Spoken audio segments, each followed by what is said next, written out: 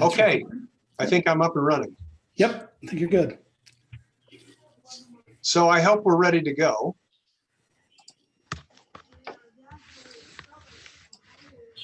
There we go. Can you see the introduction screen?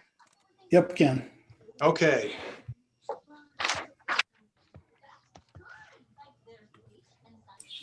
Ready to start? Yeah. All right, folks. My name is Dr. Richard Saunders. You probably can't see me right now, but you maybe see me in the boxes. I hope you'll be able to see right now the video conference screen that's up and running. Welcome to SUMS.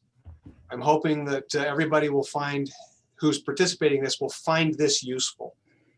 I'm Dr. Richard Saunders. I have a PhD. I have lots of experience. All of that is completely irrelevant to what I'm going to talk to you about. I'm giving you my experience mostly as a grandfather who tells stories to his grandkids. And my daughter helped me remember that this might be something really good and useful for folks like you. So I'm hoping that it will in fact be useful. What we're going to do is, what we're going to do is we're going to go through 3 or 4 things that I'm going to walk you through the ideas of how, or things that are interesting or useful to know as you're planning a digital storytelling time. And then I hope we'll have a few minutes to go through and go back, and I will actually show you manually how to make this work and how I make it work. Clint, can you mute some of the folks? We've got some crosstalk. Okay, so what I'd like to do first is to go back and give you kind of an idea of why to do this. If you were to pick up a book like this for your students, this might be something that someone would read.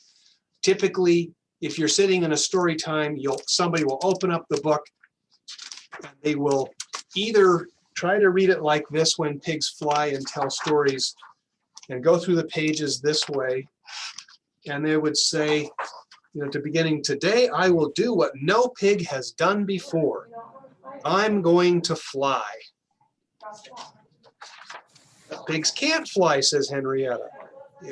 Henry doesn't agree. He says it's easy.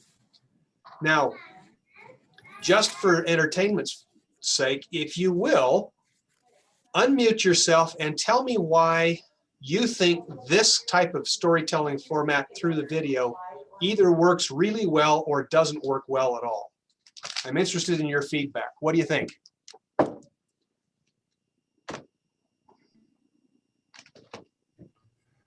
Or if you want to put it in the chat, we can. Yep, I'm watching the chat as well. So. Okay. I don't know if you can see me. I can't really see the pictures when you're telling it that way. Okay, there's a really good one right there. It's hard to see the images. Yeah. Okay, what else?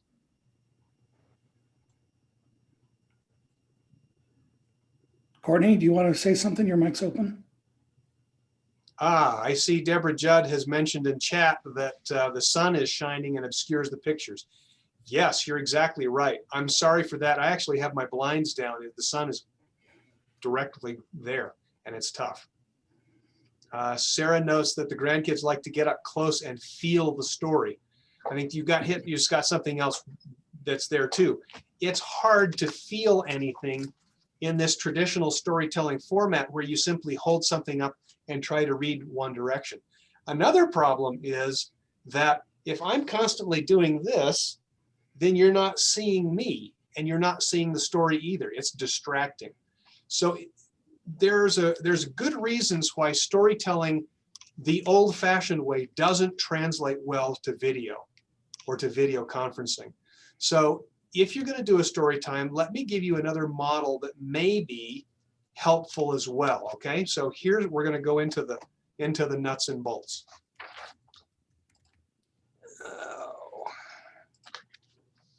Okay.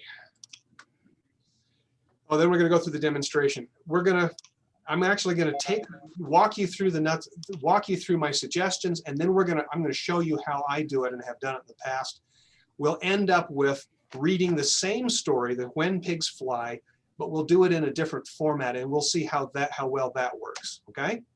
We're also going to do this all in 50 minutes. We're going to do it really fast. So if I'm talking too fast, sorry, you're just going to have to listen really hard. Okay, let me walk through a number of things as we're going through this. Number one, when you're storytelling digitally, it is critically important to plan. Planning is critical. But when it comes right down to it, just like there's an old saying in the military that no plan survives contact with the enemy. As soon as you get into a process, and as soon as you get into a live storytelling activity, there's a good chance that something's going to go wrong. So success is really arbitrary. Don't be frustrated if things go wrong. That is just the way things happen. That's okay. The second thing that I would recommend is put together some sort of a downloadable, handoutable, instructional handbill for the adults that are going to be working with these kids. My preference is when I tell stories for my grandkids, I get my granddaughter or grandson to sit down, put them on their lap, so they've got a mediated experience, and it's not just the kid with the computer and the parents are off doing something else someplace.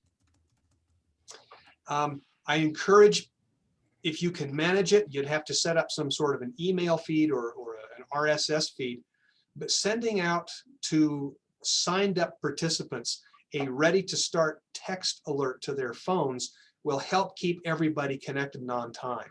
That'll also minimize the number of people who are flying in and out because they weren't watching the clock or because something else had happened. That alert is helpful for those who are there, okay?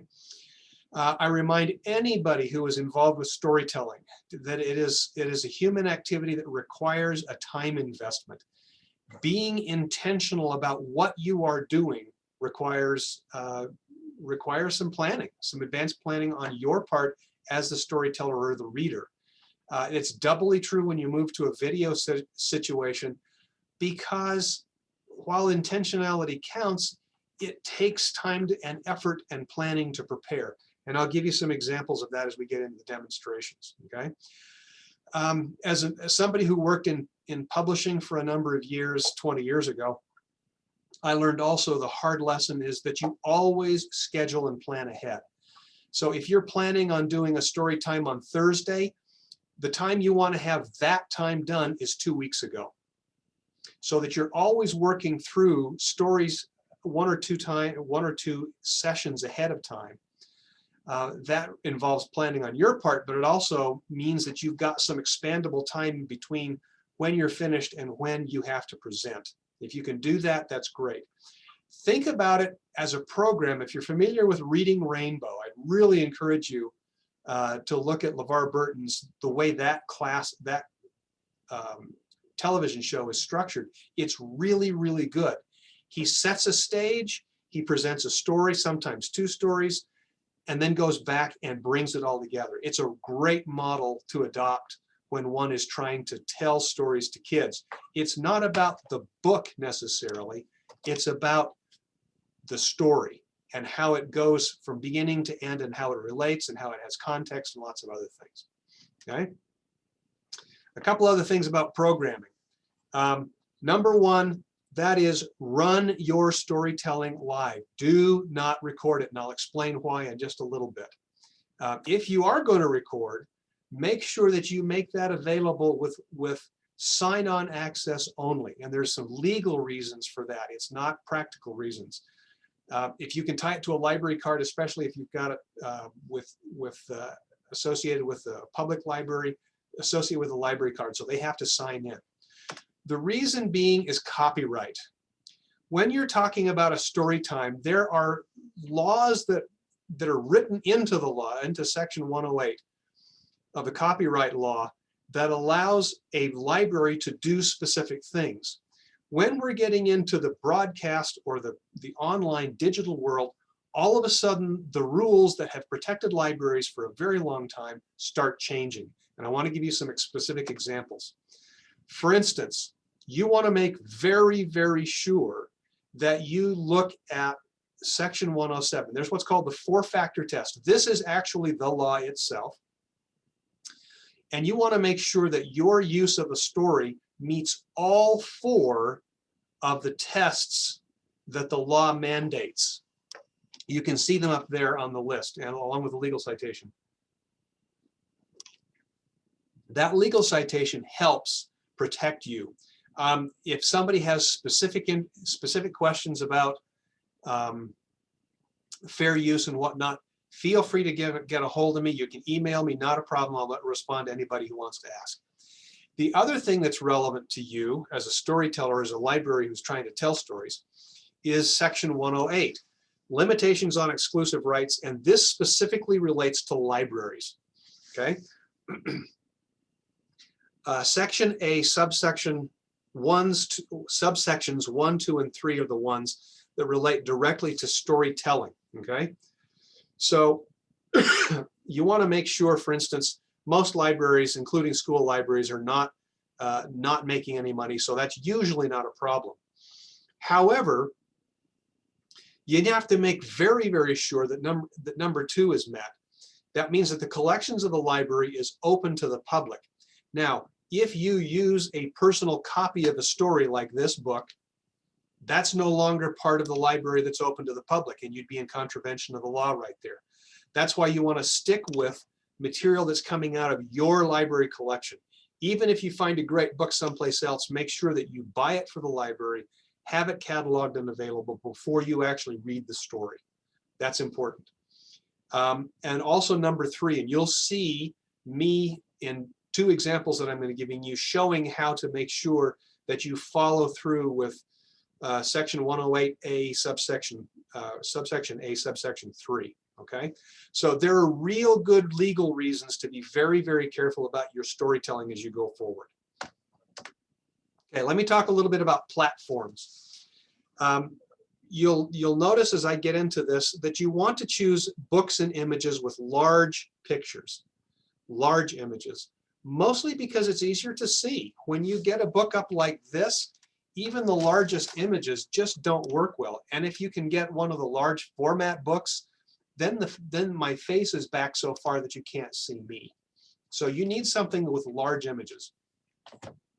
When I used my office photocopier to capture images for this, and it's remarkably good.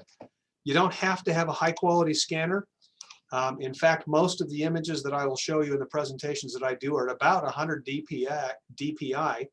I tend to worry less about the scanner platform than the output platform. I always scan in JPEG, so it comes compressed.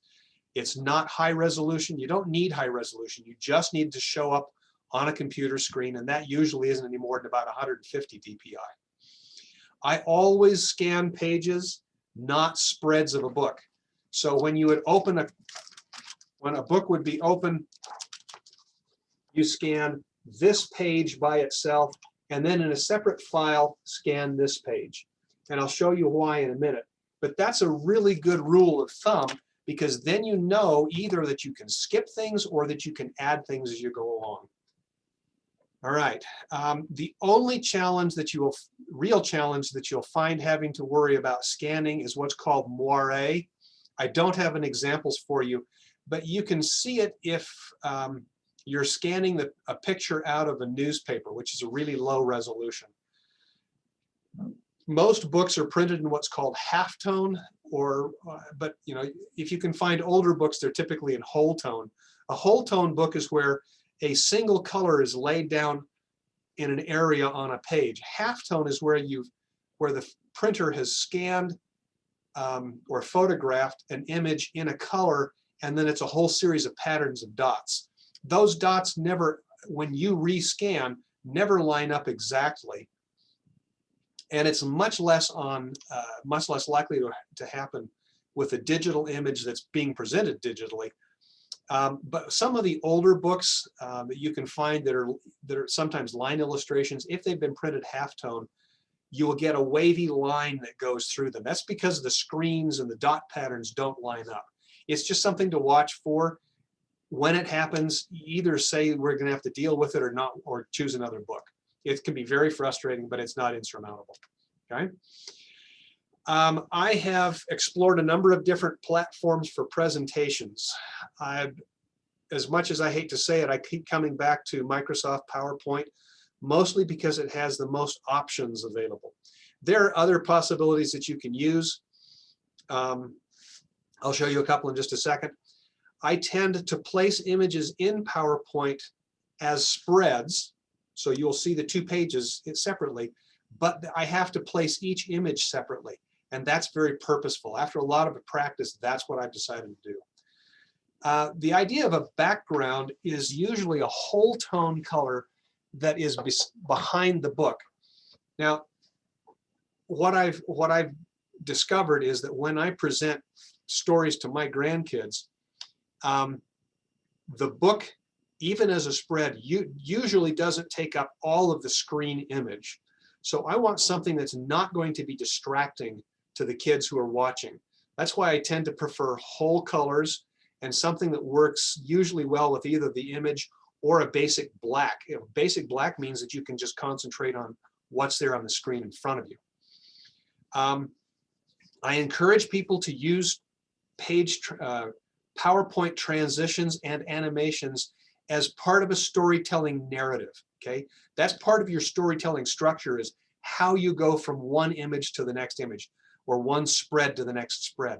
I do them as spreads mostly because I want kids to have the idea that this really is a book. It's not just a series of pictures. It's not television. Okay, and I'll show you how I do that in just a bit. As far as communication platforms go, you've got some options. We're using Zoom right now. Works very, very well. There are some problems with Zoom. A library or a librarian can get a free account. The problem is you're limited to a 40-minute window. So you have to make sure that you have your account open at exactly the time that you want to start. But that means that people are going to want to come in or go out or have cycle into it. That means it might cut into some of your 40 minutes of storytelling time. If you only want to do it for 15 minutes, that's okay. If you're okay with that. If you have a paid account for Zoom, then you've got some more latitude. There's other options you could try. You can explore Google Hangouts or GoToMeeting or WebEx. All of those are video presentation software that work perfectly adequately, and you can use PowerPoint within them. That's not a problem. Oh, I also put transitions and animations as a narrative form. That's part of the narrative. We'll go with that one in just a second. I encourage, I forgot to mention a couple things. Back in programming, I encourage, in order to have more than just a 5-minute story, I encourage people to think about doing related stories in the same time, so that somebody may have a theme that they build around their story time with. So you'll have two books to read about, something that's interesting. Okay, setting up some time and place. Excuse me, getting over a cold. The one real challenge that any person has to trying to form a story time is to find a setting that is physically adequate to the process.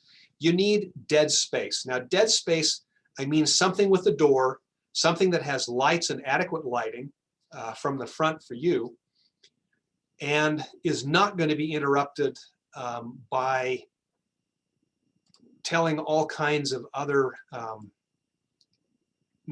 folks that are struggling to talk over the top of you. So for instance, I can see a couple of you sitting in Zoom in a library setting or in a school setting. Those don't work real well unless you are literally the only person in the space, because you'll get people in the back that are cross-talking as you're trying to tell a story. And it just doesn't work well.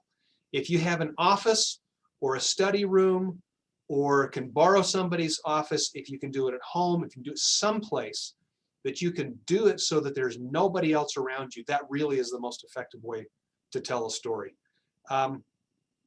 I learned the hard way as I was trying to tell stories to my grandkids that dual screens are critical for the whole process. That means you can put you can put your narrative stuff up on one side and have the story going up that you can see on the other. So you can run the story on one thing and then see what the guests are seeing on the other screen. Trying to do it with one screen and sharing only one screen is really challenging. It just doesn't work effectively. I encourage people when they start a story time to make sure that all of the elements that you may use are open and up and available to you to toggle back and forth as you go through the narrative. So you don't have to say, okay, well, let me get this out and work it through. If you have those up, if you've got up to, if you want to show them a couple of still images, have those up. If you want to show them a clip out of YouTube, have that up and queued at the marker ready to go. And then you're just going to have to, as you do this, you'll want to practice delivering that story at least once, all the way through from beginning to end. And I usually try to do it a couple of times because I find the stories go more effectively if I can do that. Now, whether you only read off the text or whether you tell and talk about the book or the narrative or the characters or anything, that's up to you. And I do it different ways for different stories. There are some stories that it's a straight read all from beginning to end. There are other stories where part of the fun is providing the context as you go through the book. Kids are very, very resilient. They can bounce back and forth with their attention pretty well. And I'd encourage you to decide just on a case-by-case basis how you want to tell the story. The one thing you do have to do is watch the time limits, as I'm trying to do looking over at my wall over here. It's been really nice to have Clint involved here, who is taking care of the video chat and whatnot, because that allows me to concentrate on the story. That's a really good model. If you have a couple of people or a volunteer who's willing to act as your second in command to be the moderator for the story time, that really helps. Is it essential? No, it's just really convenient. And especially as you add people in from all kinds of different locations, that can be very helpful, especially if you've got a kid with a screaming sister in the background or somebody where the dog is trying to climb onto his lap. You may want to be able to mute that to not distract everybody else. Okay. Well, let's go forward some more. Okay. Now, you remember what was next? We're going to build a presentation. So I'm going to unshare this screen. And I'm going to share a couple of other screens with you as we go through here. Okay, so where's all my windows? Just a second.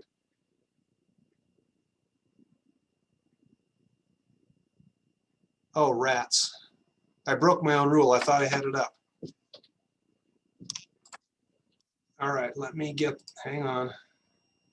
There's my mulligan. Okay, here we go.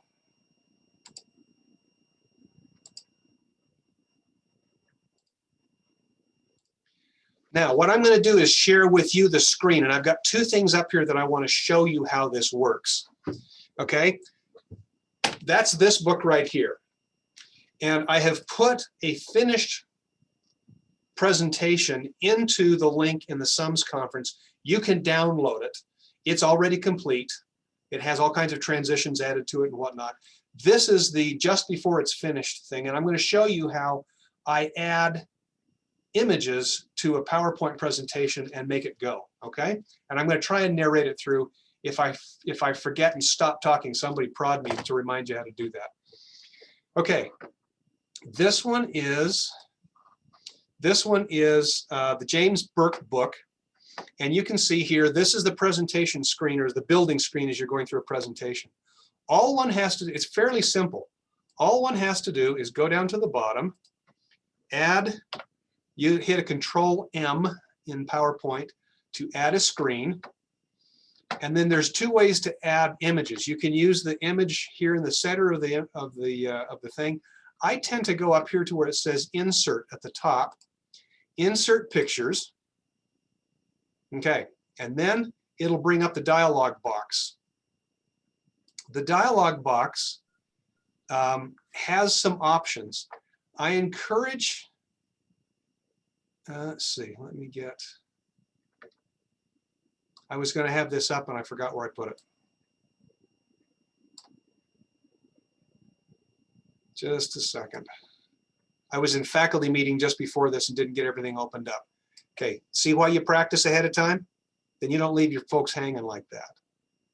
Working projects. All right.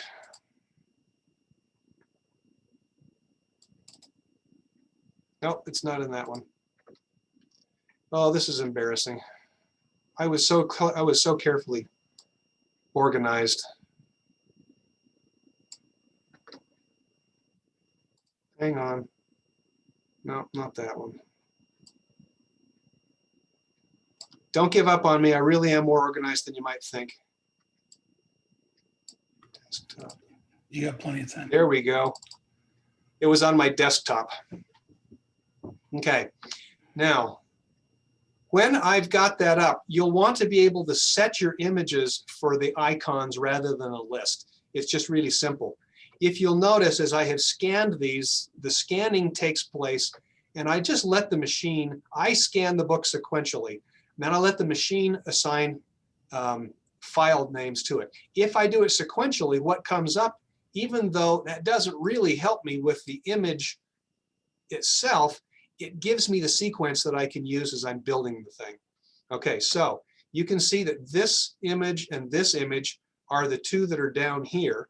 So I need the next ones. I need that image and this image. I hold down Control to choose two images.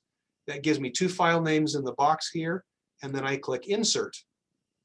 And there they come. Now, you can see something interesting here. There's two boxes, two bounding boxes. One of them is inside the other. It's actually hidden.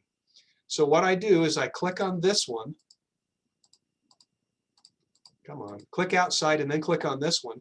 And this is the right-hand page. This is the recto page. So I put it in a recto spot, and then you can see the other one. Then I grab the other one and I bring it up here.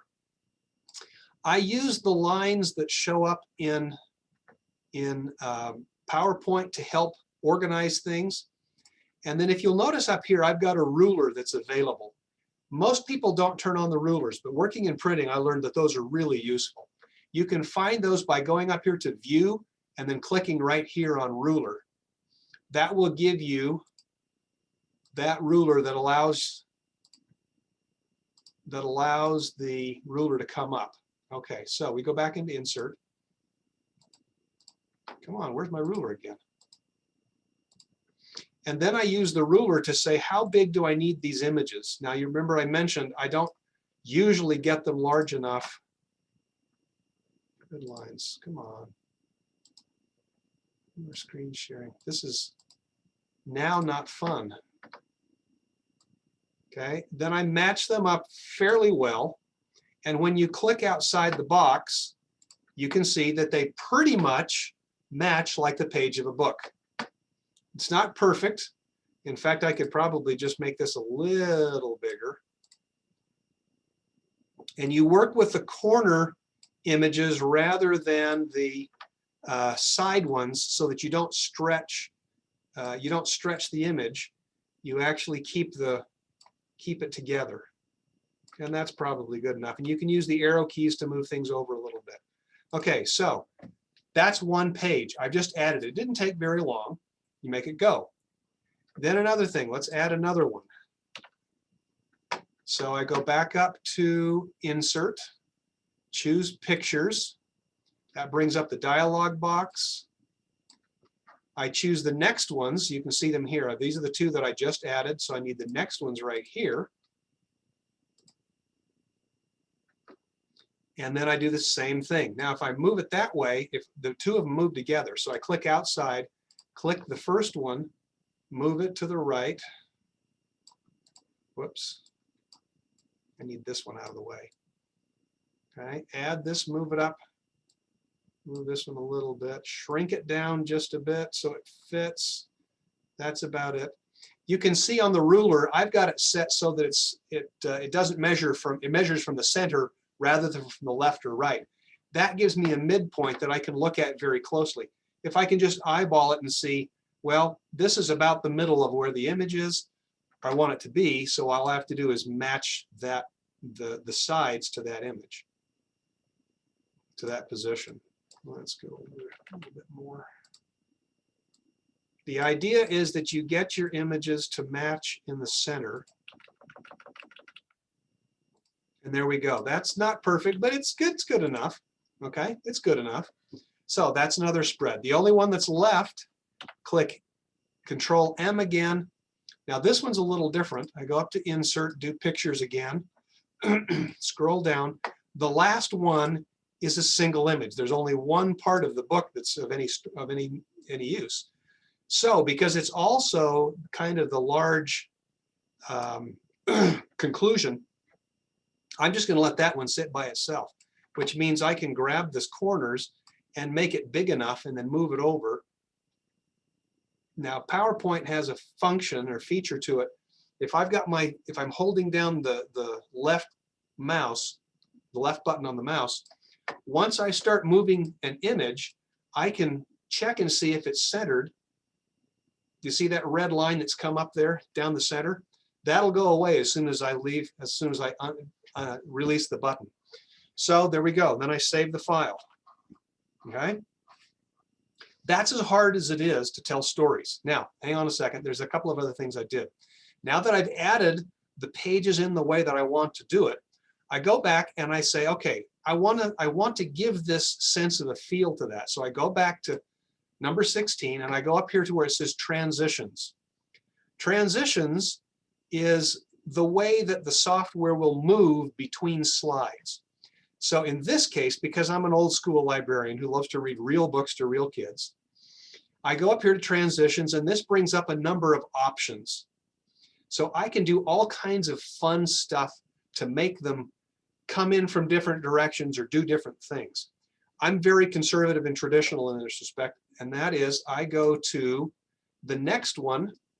If you go over here to the right side and pull the down arrow, it shows everything. If you'll notice, there's one that says page curl right here in the center.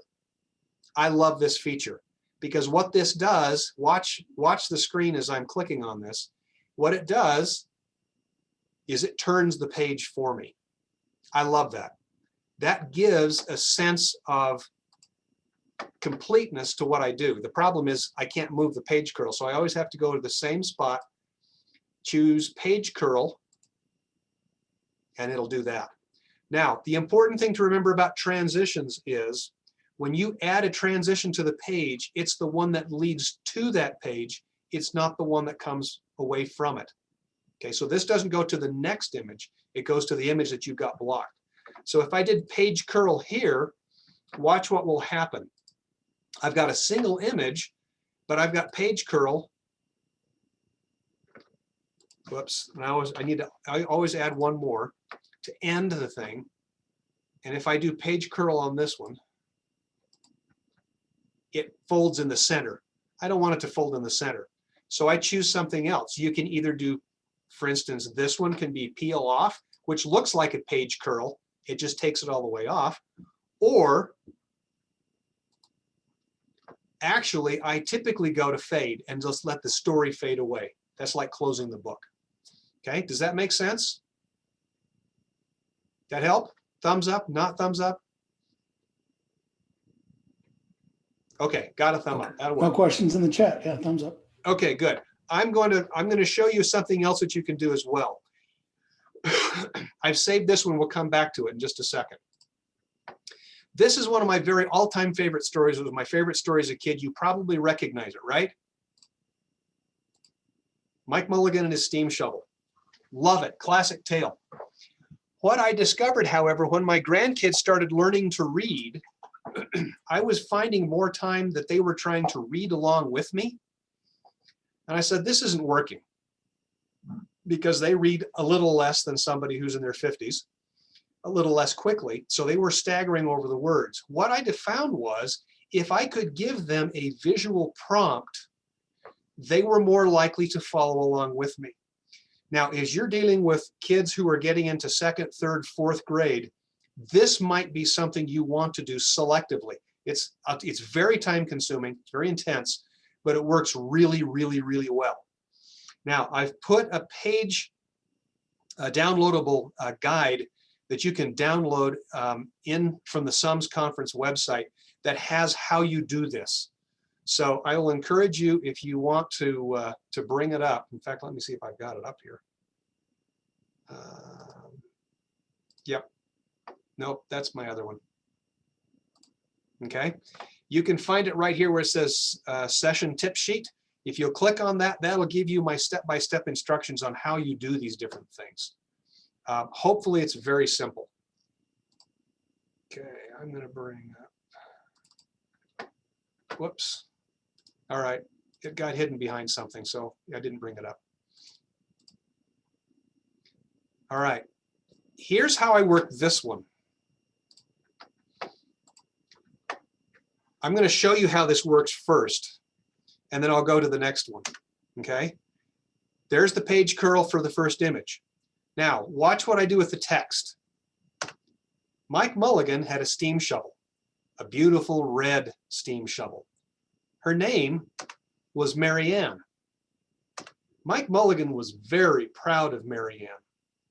He always said that she could dig as much in a day as 100 men could dig in a week, but he had never been quite sure that this was true. Okay, do you see how that works? Now, that's just a function that's inside of PowerPoint that you can use, and you have to add it. This isn't a transition, this is an animation. Okay, I'm going to walk you through how I do this one. And if you go back to the screen and take a look at it, this is how I work this one. I'm going to go to the next page and add it onto this one. I've done this one in the past. So that's how the example goes. If I go to the next page and I want to add things, excuse me. If I want to add this, it's fairly simple. What I do is I go up here to the animation. Actually, I start right here on this page. I use the draw feature that's here. I simply choose a line, and then what that'll do is that'll give you a little plus sign, and you click on it underneath there and simply draw a line. And then you have to click it again every time you want to draw a line, and you put the lines into the text. Now, I'm only going to do this one page, but you can do 2 pages without any trouble. So there are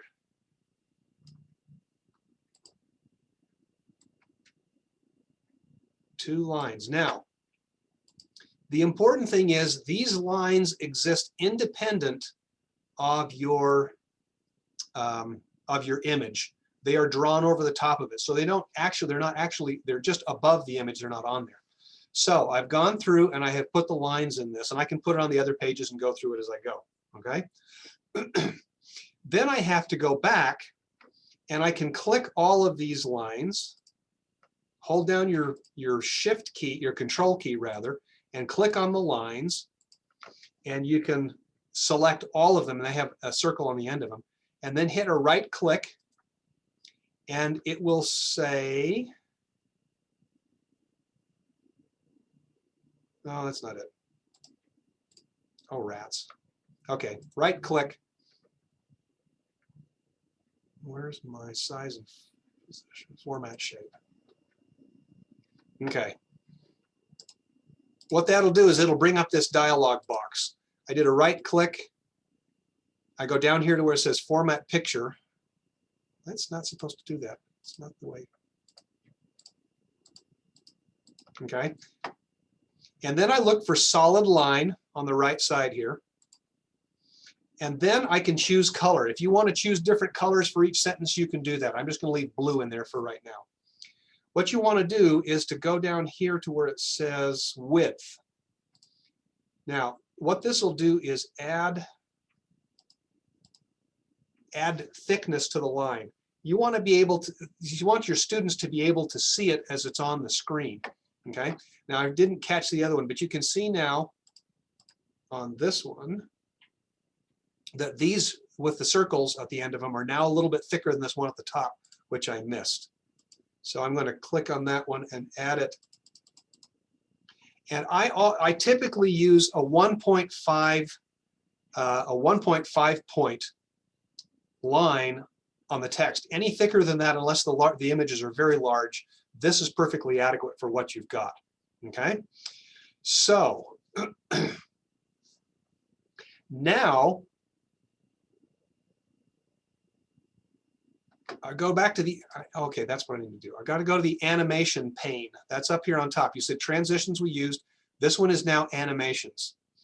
Now, rather than, whoops, at this point, you have to start working individually with each line.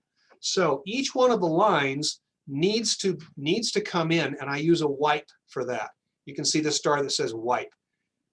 Okay, so I put wipe, I go to wipe, and you'll see that the numbers start coming up here on the side. I do wipe on the third one. I do wipe on the fourth one. I do wipe on the fifth one. And do wipe on the sixth one. Okay, now what that means is when I hit the button, every one of these is going to go off separately on its own. It's going to come in from that.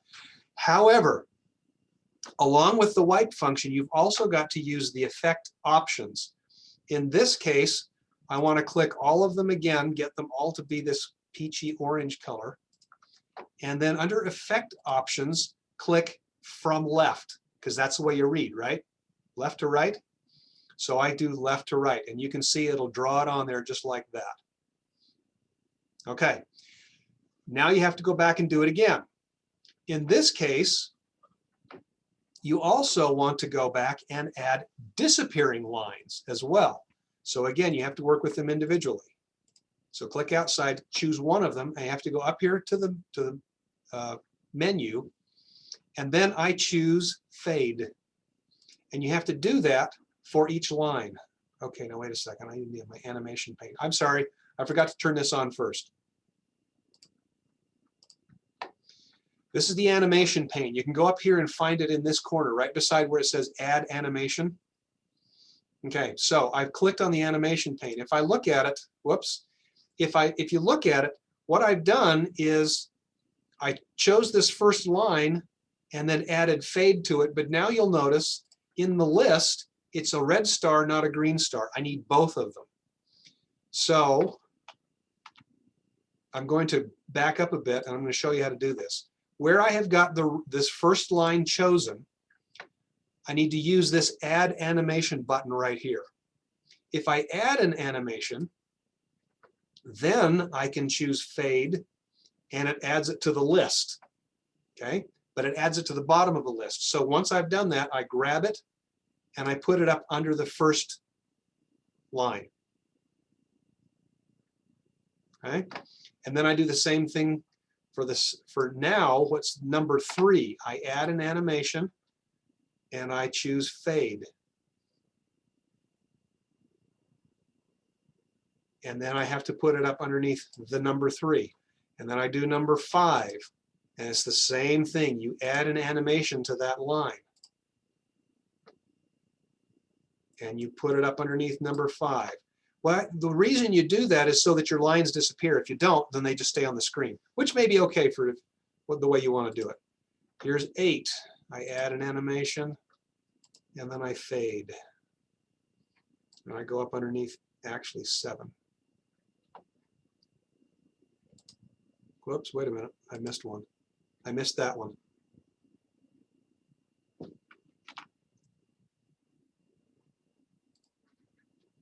There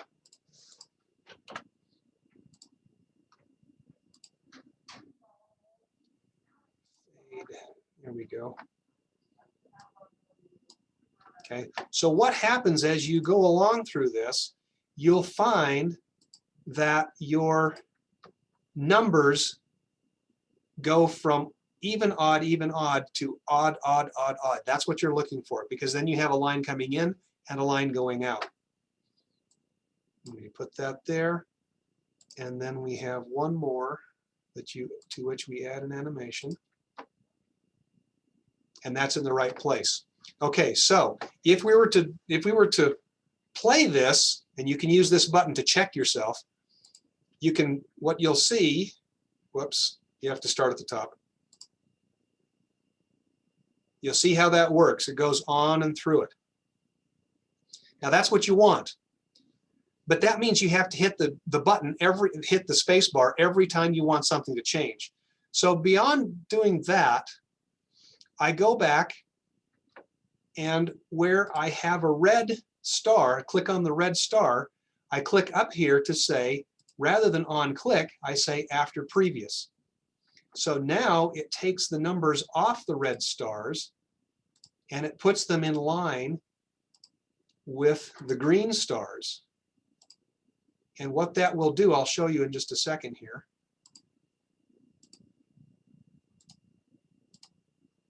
Is to create, and then you can go to the top. When you do it this way, now you can see that they're coming on and going off as you go. All right. Now, that's great, but nobody reads that fast. So the thing that you have to not forget is the next step. And that is, once you've gotten those set, you want to go up to each individual action that you do here and change the timing or the duration that you can see up here on the list. So in this case, I figure it'll take probably 1.5 seconds to read Mike Mulligan and Mary Ann. So I just simply add 1.5 seconds to that. Okay, I don't care how long it disappears. That's not a problem. It's a matter of me reading.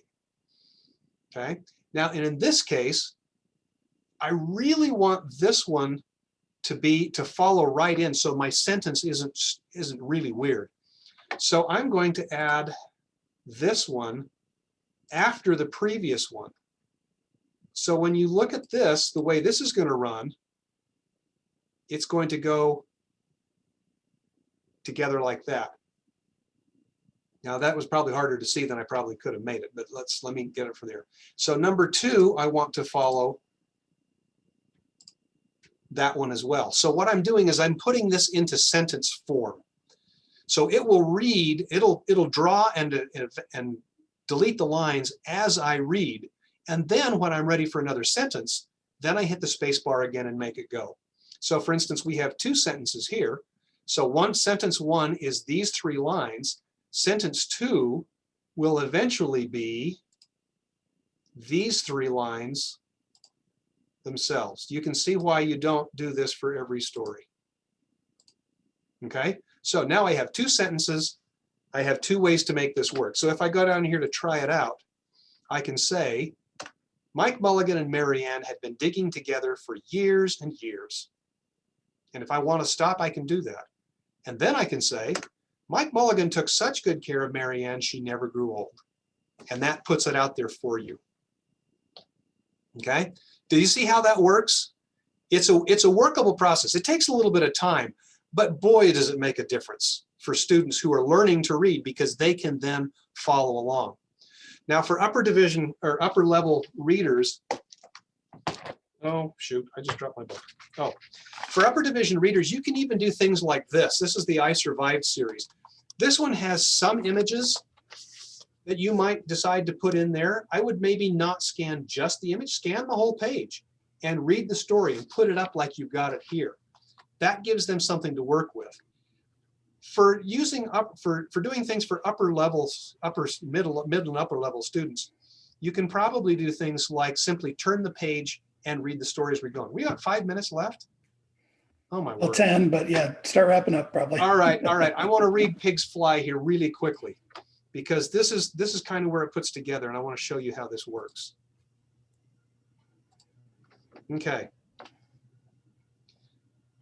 Okay, so here's When Pigs Fly by James Burks from Disney Hyperion Books.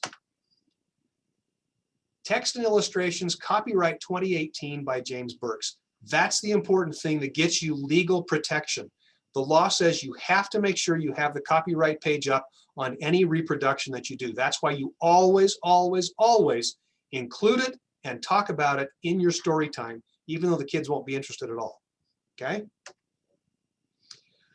This is about Henry and Henrietta, brothers and sisters who are going to do the impossible. Today, I will do what no pig has done before. I'm going to fly. Henrietta says, but pigs can't fly. It's easy, says Henry. I'll just flap my wings really fast. You don't have wings, says Henrietta. Problem solved. You'll notice Henry has made himself some wings. I have a bad feeling about this, says Henrietta. Maybe we should fly a kite instead. Does Henry like that idea? Oh, yeah. You notice I used a transition there. Once I'm airborne, just let go. Should I let go now, says Henrietta? This jetpack will do the trick. You'll notice he's got a fan on his back. Will that work? Maybe not. Maybe I should wear the helmet, says Henrietta. Not flying. Not flying, even with the feathers. Still not flying. I give up, says Henry. You're right. Pigs can't fly. Do you ever feel like that? Try to do something and it doesn't work? Henrietta looks at her brother sitting on his bed and looks at the pictures and says, I have an idea. And then she gets busy. Can you see the things she's doing? She's putting something together and cutting something out. And then she's got that fan that he used as a jetpack. What happens? You did it! You did it! How high can we go? He says. Super high, says Henrietta. Notice what she did. She used her imagination to make something. Pigs can fly. Okay, did you see how I put it together? I used both transitions and animations to add some natural visual interest to the story so that the students are getting something that they can associate with. Yes, it looks like a book, but it's a little bit more than that. I don't have time to show you all of that.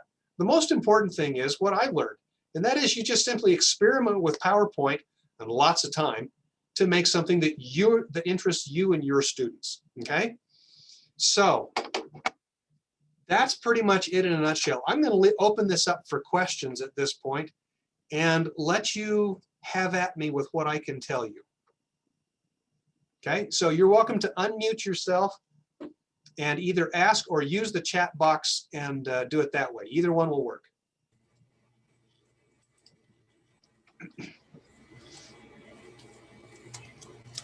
Sarah in the chat a little bit back says, love the animation feature, new to me, like creating your own Sora read-alongs. And Sharon says, awesome. Yep, that's what it is. Any other comments or questions? Anything else from anybody?